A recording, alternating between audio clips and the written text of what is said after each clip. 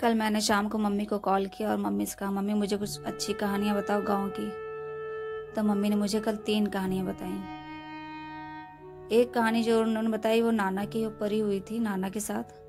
तो आज जो मैं आपको सुनाने जा रही हूँ वो नाना के साथ ही सच्ची घटना है। जब उन्होंने भूत देखा था तो वो कहानी बताने जा रही हूँ। हेलो, मेरा नाम आंचल है और आप हैं मेरे YouTube channel real horror incident में। मुझे असली कहानी अच्छी लगती हैं जिसमें कुछ रियल हो, स्टोरी बनावटी मुझे नहीं पसंद है। कहानी कम से कम भूत प्रेत की, गांव की, हॉन्टेड प्लेस की सब कहानियाँ होती हैं तो अच्छा भी लगता है सुनने में भी, अपलोड करने में भी, ताकि व्यूअर्स भी सुने तो उनको अच्छी लगे। इसलिए मैं मम्मी या जिसको कॉल करती हूँ या कहीं से तो असली ही कहानियाँ कलेक्ट करती हूँ ताकि मैं अपलोड करूँ तो जो सुनने वाला उसे भी अच्छी लगे। तो मम्मी ने नाना का किस्सा बताया है कि नाना जब जॉब करते थे, नाना का घर, मम्मी का घर जो था वो घसियारी मंडी अमीनाबाद में कहीं लगता है, मुझे नहीं पता, अब घसियारी मंडी ही नाम है, अब चेंज हो गया। वहीं पे घर था उनका और नाना जॉब करते थे, मोहन मेकिन्स करके कोई कंपनी थी, वहीं पे अपना काम करते थे। तो तब के टाइम पे लाइट थी नहीं तो टॉर्च वॉर्च का ही टाइम था, या घरों में अपना मोमबत्ती है या लैम्प यही सब जलता था। नाना जब काम करते थे उनको वहाँ से आते हुए रात के 10 बज जाते थे। वो सुबह निकलते थे और 10 बज जाता था, और तब का 10 बजना आज के रात के 1:30-2 बजे के समान है। तब के टाइम में लोग 7-8 बजे ही अपना खाना खा के घर के अंदर हो जाते थे। जो काम वाले थे वही अपना चाहे बाहर निकलते हों। ऐसे नाना के साथ भी था, उनको 10 बज जाता था आते आते। अच्छा, ये किस्सा जो उनके साथ हुआ था ये एक स्वीपर के ऊपर मेन है।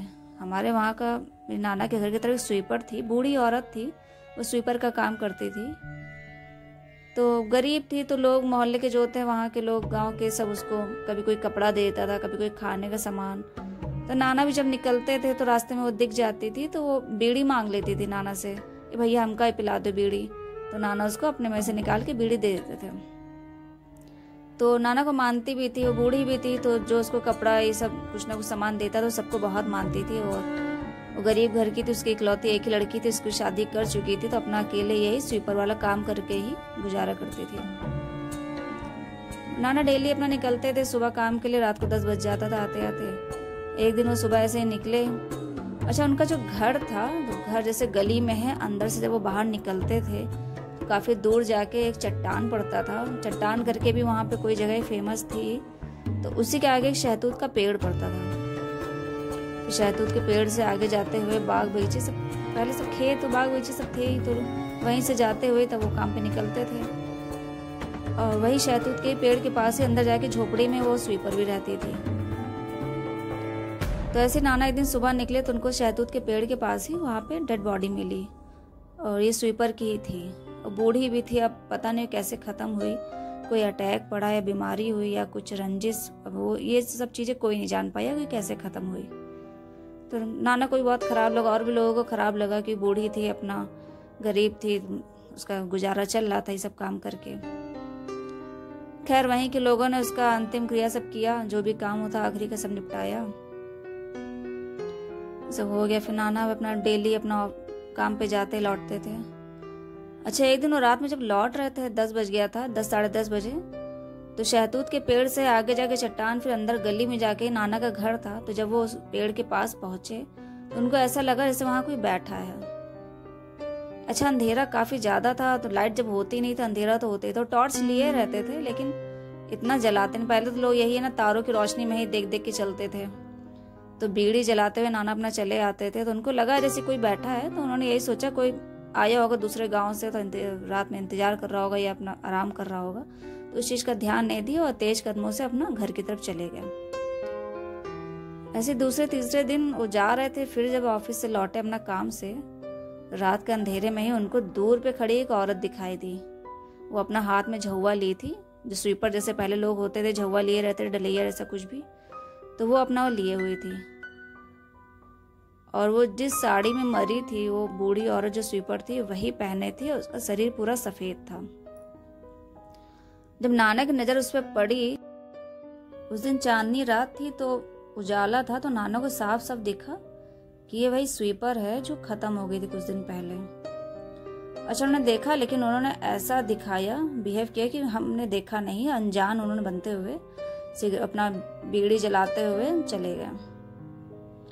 और जब वो घर गए तो उन्होंने अपनी अम्मा को बताया, तो उन्होंने भी कहा कि भैया तुम अकेले आते जाते हो, रास्ता वो ठीक नहीं है, अब तुमको एक बार देखी है तो अब देखना बार बार देखेगी, और तुम अपना संभाल के जाना, और टॉर्च को ऑन रखे रहा करो, और जब बीड़ी पीते हो तो बीड़ी की चिंगारी फेंकते रहा करो आसपास, क्योंकि माचिस है, बीड़ी है, और चिंगारी से कुल मिला के भूत प्रेत थोड़ा डरते हैं।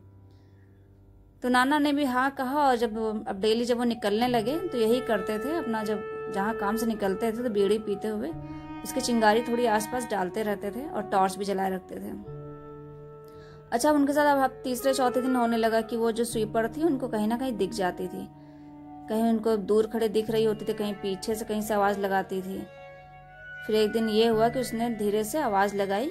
जब नाना बीड़ी पीते थे तो वो पहली बात तो जब जिंदा थी तो नाना उसको डेली बीड़ी देते थे, और मरने के बाद भी वो पीछे इसीलिए लगी कि उसको बीड़ी चाहिए होता था।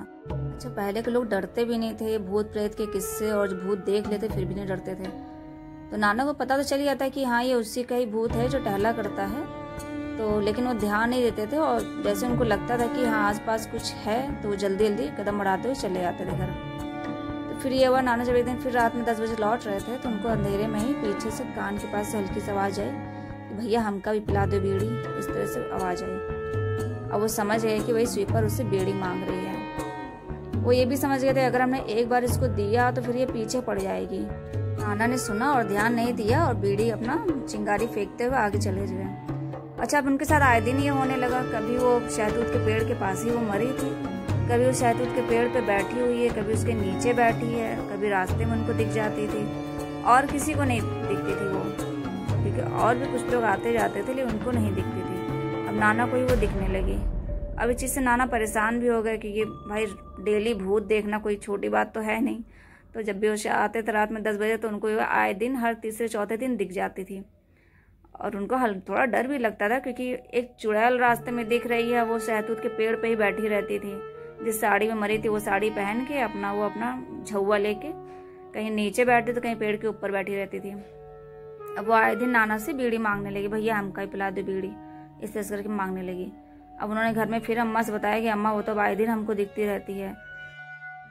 तो अम्मा ने उनको उपाय बताया कि भैया अब तुम रात में आना, तो ऐसे ऐसे करते हुए आना, तब देखो शायद छुटकारा मिल जाए।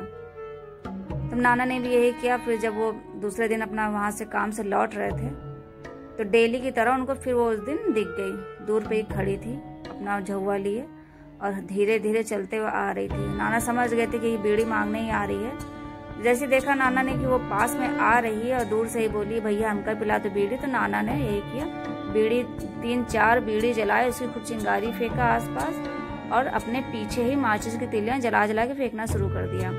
जब तक वो घर गए, और घर शहतूत के पेड़ से थोड़ा सा आगे ही पड़ता था अंदर गली में जाके, तो वो माचिस लिए थे और उसी की तीली जला जला के अपना चारों तरफ वो पीछे फेंकते गए, और फिर उसकी आवाज़ आना ही बंद हो गई। नाना ने पलट के नहीं देखा, क्योंकि अम्मा ने मना कर दिया था कि पीछे पलट के तुम मत देखना और अपना आग फेंकते हुए जाना।